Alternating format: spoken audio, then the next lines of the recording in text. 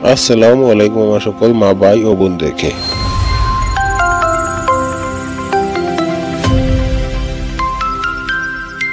বন্ধুরা, হযরত মুসা আলাইহিস সালাম মহান আল্লাহ তাআলার খুব প্রিয় একজন পয়গম্বর ছিলেন। সকল পয়গম্বর থেকে হযরত মুহাম্মদ মুস্তাফা সাল্লাল্লাহু আলাইহি ওয়াসাল্লাম ছাড়া হযরত মুসা আলাইহিস সালাম একমাত্র পয়গম্বর ছিলেন। ফেরেশতাগণ কোনো সংবাদ নিয়ে উনার কাছে আসতেন না, উনি ডাইরেক্ট মহান আল্লাহ তাআলার সাথে কথা বলতেন। বন্ধুরা, এই কারণে হযরত মুসা আলাইহিস সালামকে কালিমুল্লাহ বলা হতো। আর এটার অর্থ হলো মহান আল্লাহ তাআলার সাথে সওয়াল জবাব করা। হযরত মুসা আলাইহিস সালামকে রিবায়াতের মধ্যে অনেক গরম মিজাজের এবং সাহসী পয়গম্বর মানা হতো, কিন্তু উনার একটি গুণ ছিল, আর এই গুণটি কি ছিল কেউ জানতো না, আর অনেক কম মানুষের এই গুণের উপর চোখ পড়েছিল, আর উনি এটার উপর খেয়াল করেছিলেন। বন্ধুরা, হযরত মুসা আলাইহিস সালাম নতুন নতুন ইলম শেখার জন্য খুব বেশি আগ্রহ থাকতেন, আর এই জন্য উনি মহান আল্লাহ তাআলার সাথে সওয়াল জবাব করতেন। এই সওয়াল জবাবের কারণে উনাকে খিজর আলাইহিস সালামের সাথে মিলিয়ে দিলেন, আর উনার বেশি সওয়াল জবাবের কারণে হযরত খিজর আলাইহিস সালাম উনাকে বলেছিলেন, আপনি আমার কাজের উপর সবর করতে পারবেন না। আর হযরত খিজর আলাইহিস সালামের কাজের উপর উনি সবর করতে পারলেন না, আর উনাকে হযরত খিজর আলাইহিস সালাম থেকে আলাদা হতে হলো। এইরকম একদিন হযরত মুসা আলাইহিস সালাম মহান আল্লাহ তাআলার সাথে কথাবার্তায় ছিলেন। তখন উনি মহান আল্লাহ তাআলাকে জিজ্ঞাসা করলেন যে, হে আল্লাহ, এই দুনিয়ার तमाम মখলুকাত অর্থাৎ পশু পাখি জীবজন্তু এবং জিন ইনসান যদি আপনার খিলাফ হয়ে যায় আর আপনার হুকুম যদি অমান্য করে তাহলে কি হবে? এই কথার উপরে মহান আল্লাহ তাআলা জবাব দিলেন, হে মুসা, সমস্ত পৃথিবী যদি আমার হুকুম মানতে অস্বীকার করে তবুও আমার কোনো অসুবিধা হবে না। আমি এদের উপর এমন একটা জানোয়ার ছেড়ে দেব যে এই সমস্ত পৃথিবীকে এক কামড়ে খেয়ে ফেলবে। আল্লাহু আকবার। আমার বন্ধুরা, এই কথাগুলো শুনে হযরত মুসা আলাইহিস সালাম অনেক হেরান ও পরেশান হয়ে গেলেন, আর বললেন, ইয়া আল্লাহ, এই জানোয়ারটা এখন কোথায়? তখন মহান আল্লাহ তাআলা বললেন, আমার সৃষ্টি করা সমস্ত জঙ্গলের মধ্যে একটি জঙ্গলের মাঝে আছে। বন্ধুরা, এই হাদিসটি ওই হাদিস যেটা আমাদের নবী হযরত মুহাম্মদ মুস্তাফা সাল্লাল্লাহু আলাইহি ওয়াসাল্লাম ওনার সাহাবীদেরকে বলেছিলেন। এই কথাগুলো শুনে মানব জাতি হেরান হয়ে যাবে যে এরকম কোন জানোয়ার আছে কি এই সমস্ত পৃথিবীকে এবং এর মধ্যে থাকা সমস্ত মখলুকাতকে এক কামড়ে খেয়ে হজম করে নেবে। আর এটা চিন্তার বিষয় যে এই জানোয়ারটা যে জঙ্গলে থাকে সেটা কত বড় হবে, যেখানে এই জানোয়ারটা থাকে, আর এই জানোয়ারটা কত বড় হবে যে এক কামড়ে সমস্ত পৃথিবীকে খেতে পারে। এটার উপর কোনো সন্দেহ নেই যে মহান আল্লাহ তাআলার নিশানির মধ্যে এটাও একটা নিশানি। আর মহান আল্লাহ তাআলা তো সমস্ত পৃথিবীর সৃষ্টিকর্তা, আর মহান আল্লাহ তাআলার কাছে তো কিচ্ছুই অসম্ভব নেই। আর মহান আল্লাহ তাআলা এইসবের উপর কোনো পরোয়া করেন না যে কেউ আমার ইবাদত করছে বা কেউ আমার নাফরমানি করছে। যাহারা আমার ইবাদত করবে তাহাদের জন্য রয়েছে জান্নাত, আর যাহারা আমার নাফরমানি করবে তাদের জন্য রয়েছে জাহান্নাম। কেউ আমার ইবাদত করছেন কিনা এটার জন্য মহান আল্লাহ তাআলার কোনো ব্যাপার না, না মহান আল্লাহ তাআলার আল্লাহর মধ্যে কোনো কমি না হবে। বন্ধুরা, এখানে আমরা আরেকটা জানোয়ারের কথা বলতে চাই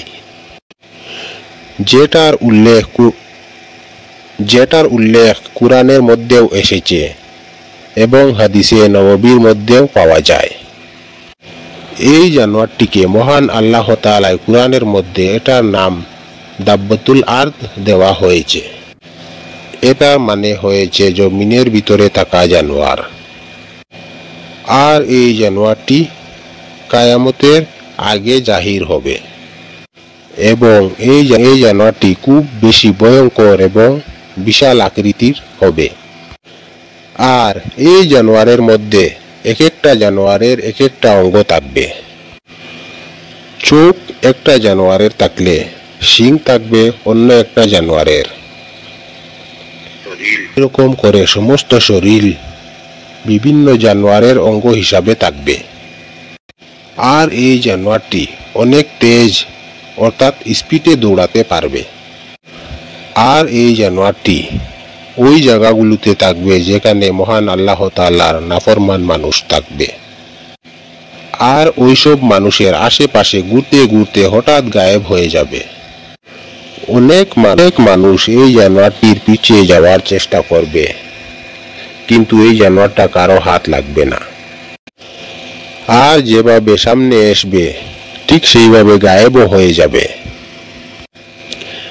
এই জানোয়ারটাকেও হাদিসের মধ্যে মহান আল্লাহ তাআলার নিশানির মধ্যে এটাও একটা নিশানি বলা হয়েছে। এই জানোয়ারটা যে যে জায়গার মধ্যে যাবে সেই জায়গাতে আল্লাহর আযাব নাজিল হবে। কারণ যেই সময় এই জানোয়ারটা জাহির হইবে সেই সময় নেককার মানুষের সংখ্যা কম থাকবে, আর জমিনের মধ্যে বেদমি মানুষের সংখ্যা বেশ থাকবে। আর জমিনের সন্তুলন ঠিক থাকতে দেবে না। আর মানুষ সামনাসামনি জিনায় লিপ্ত থাকিবে। আল্লাহু আকবার। মুখে বললে এটা শুধু একটা কথা, কিন্তু এটা একটা খুব বড় বিষয়। কিন্তু ভালো করে যদি আমরা এই কথাগুলোর বিষয় চিন্তা করি তাহলে আমাদের দিমাগ জবাব দেবে। মহান আল্লাহ তাআলা কুরআনের মধ্যে নিজের বিষয় বয়ান করেছেন যে আমি যদি কোনো জিনিসকে হয়ে যা বলি সেটা হয়ে যায়। এই সমস্ত গ্রহ নক্ষত্র মহান আল্লাহ তাআলার হুকুমে সৃষ্টি হয়েছে। আর এইভাবে যখন মহান আল্লাহ তাআলা এই সমস্ত গ্রহ নক্ষত্র ধ্বংস করে দেবার ইচ্ছা করবে, আর এইভাবে যখন উনি এই সমস্ত গ্রহ নক্ষত্রকে ধ্বংস হয়ে যা বলবেন সবকিছু ধ্বংস হয়ে যাবে। আর এটা কিভাবে ধ্বংস হবে এটা মহান আল্লাহ তাআলা ভালো করে জানেন। আমার বন্ধুরা, যে পৃথিবীতে আমরা থাকি এই পৃথিবীটা কত বড় হবে আমরা নিজেও জানি না। আর আমরা যদি সূর্যের রশ্মির মতো দৌড়ি আর সূর্যের রশ্মি পৃথিবীতে যে স্পিডে আসে সেই স্পিডে যদি আমরা দৌড়ি, যেটা 3 লাখ কিলোমিটার প্রতি সেকেন্ডে চলে, তবুও আমরা এই পৃথিবীর চারপাশে ঘুরতে 96 বিলিয়ন বছর লেগে যাবে। অর্থাৎ আমরা যদি পৃথিবীর এক কোণা থেকে অন্য কোণায় যেতে চাই তাহলে 96 আরব বছর লেগে যাবে। অর্থাৎ যে পৃথিবীটাকে আমরা এখনো পর্যন্ত দেখতে পারি না সেটা না জানো কত বড় কত বিশাল হবে। আর এটাই হলো আমার মহান আল্লাহ তাআলার কুদরত। আর উনার এটাই মহানতা যে উনি এই সমস্ত পৃথিবীটাকে সৃষ্টি করেছেন। আর এটার বিষয় মহান আল্লাহ তাআলা বলেছেন যে জমিন আর আসমান আমার হাতের মুঠোর ভিতরে, আর এটাকে আমি যখন চাই তখনই ধ্বংস করে দিতে পারি। এই কারণে একটা হাদিসের মধ্যে এসেছে মহান আল্লাহ তাআলার সম্মুখে এই সমস্ত পৃথিবী এবং এই সমস্ত পৃথিবী এবং এই পৃথিবীর মধ্যে থাকা জীবজন্তু মানব জাতি সকলেই মহান আল্লাহ তাআলার সম্মুখে মশার দানার মতো না। আর উনি এত বেশি মহান যে উনি এই পৃথিবী কতটা গ্রহ এবং নক্ষত্র সৃষ্টি করেছেন এবং ধ্বংস করে দিয়েছেন। সেই জন্য আমাদের মতো ফকির মানুষ মহান আল্লাহ তাআলার হুকুমকে অমান্যতা করি, তবুও মহান আল্লাহ তাআলার উপর কোনো ফরক পড়ে না। একদিন একজন সাহাবী রিদওয়ানুল্লাহি তাআলা আলাইহি ওয়া আজমাইন নবী করিম সাল্লাল্লাহু তাআলা আলাইহি নবী করিম সাল্লাল্লাহু আলাইহির কাছে জিজ্ঞাসা করলেন,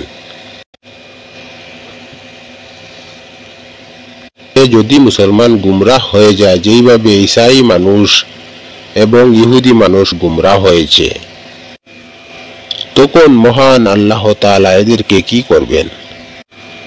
তখন নবী করিম সাল্লাল্লাহু আলাইহি ওয়াসাল্লাম বললেন, মহান আল্লাহ তাআলা বলেছেন, এরকম মুসলমান জবালের শিকার হয়ে যাবে আর ওদেরকে তাদের হাতেই মরতে হবে। আর কুফুরের মাঝে থেকে এরকম মানুষকে সামনে আনবে যারা মহান আল্লাহ তাআলার উপর ঈমান আনতে চাইবে এবং দ্বীনে ইসলামে আসতে চাইবে। মহান আল্লাহ তাআলার কাছে আমাদের এটাই দোয়া রইল যে আমাদের সকলের ঈমান মজবুত রাখেন আর আমাদেরকে উনার পথে চলার তৌফিক দান করে আমরা যেন এরকম জবালের শিকার হই না আর আমাদের ঈমানকে সহি সালামতে রাখবেন। বন্ধুরা, এই হচ্ছে আমার আজকের ভিডিও। আমি আজকে প্রথমে আমার নিজের গলায় ভয়েস ওভার করছি। জানি না আমার ভয়েস ওভারটা কেমন হয়েছে। আমি জানি যে এই ভয়েস ওভারটা আপনাদের ভালো লাগবে না। আশা করি কমেন্টে আমাকে বলবেন কেমন হয়েছে আমার নিজের গলায় ভয়েস ওভার করা। আর আমার ভিডিওতে যদি কোনো ভুল ত্রুটি হয়ে থাকে দয়া করে ক্ষমার দৃষ্টিতে রাখবেন। দেখা হবে আরেকটা নতুন ভিডিওতে। আর আমার চ্যানেলটা সাবস্ক্রাইব করবেন। ধন্যবাদ। সুস্থ থাকবেন, ভালো থাকবেন।